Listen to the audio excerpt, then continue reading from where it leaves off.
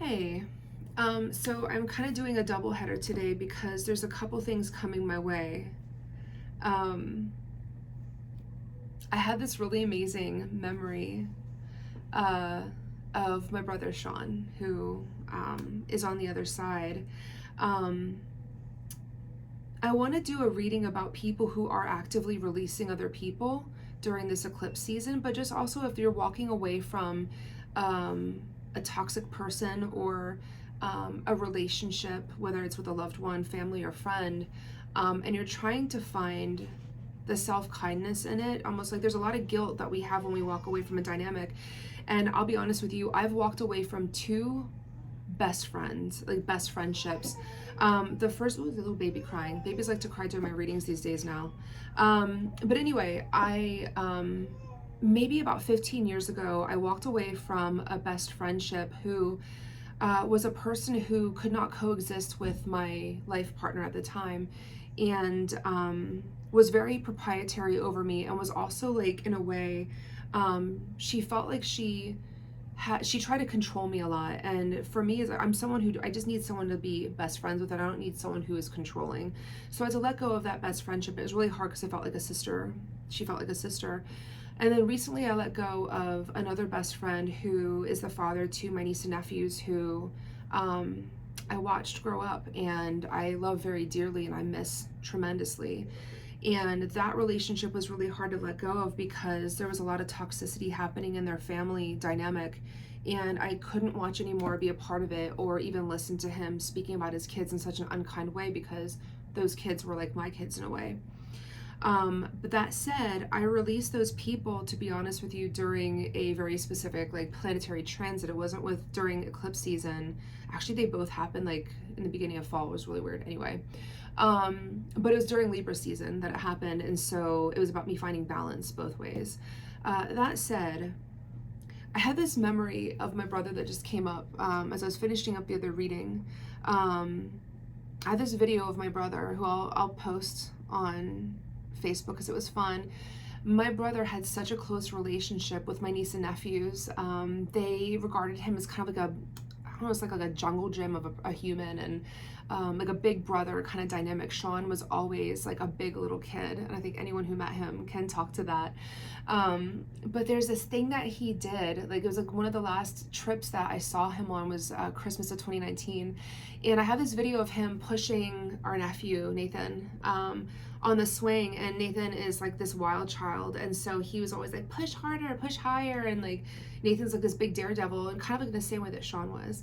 And so there's this video of Sean just like pushing Nathan to the point where he almost like flips over the swing, but Sean's like laughing like this little kid. And where the fuck was I going with this? Like there's just like, I don't know, there's like so many memories that I have of Sean. Oh, and the kids. And I'll never forget, I think it was maybe that visit for Christmas or the one before that, where Sean and I got into a fight.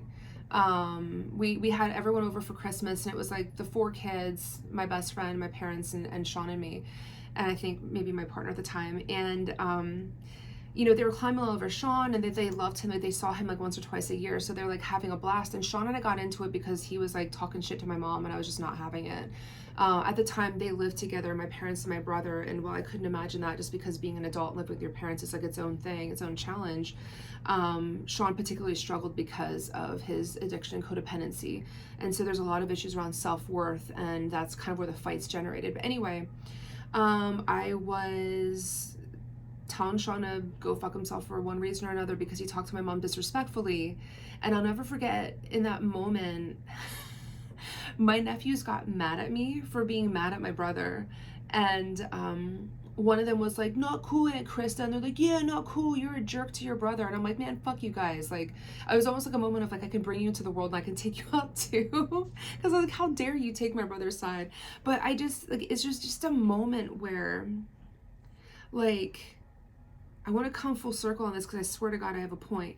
But like I just remembered like having some kindness when you actually are in the act of releasing a person. When I had to release my best friend, I also, because his kids are underage, I had to release my niece and nephews because there was no world where he would allow the lack of our friendship and my relationship with them to coexist.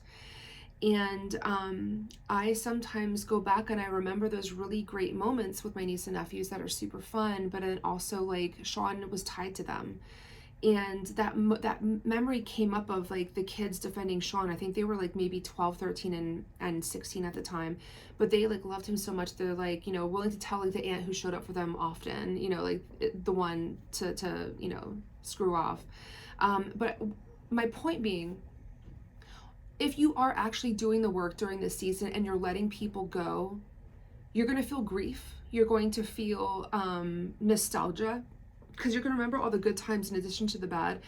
And at the end of the day, like when you're making those lists of like why you need to let go, like the bad list, the con list is always going to be bigger. But I want you to just kind of like be a little bit kind with yourself, and also like remember, like, you know, just tap into those memories now and then without it being that to a point where it would reverse your decision to step back into that toxic dynamic. And just be kind to yourself and allow yourself to live within those good times, um, while still holding healthy boundaries. So I'm going to pull runes on that really quick, as how, like, what are some other energies to pay attention to while you're on this journey of actually pulling people out of your life because they don't belong there.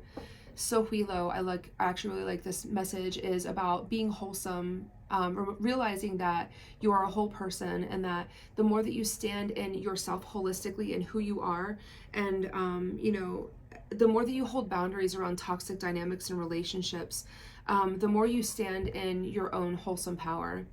Your challenge, on the other hand, though, is Berkana, growth. You know, when I let go of those friendships in my life, it was really hard for me to be kind to myself, because also like those people knew every aspect of me and yet they still couldn't show up in a healthy dynamic.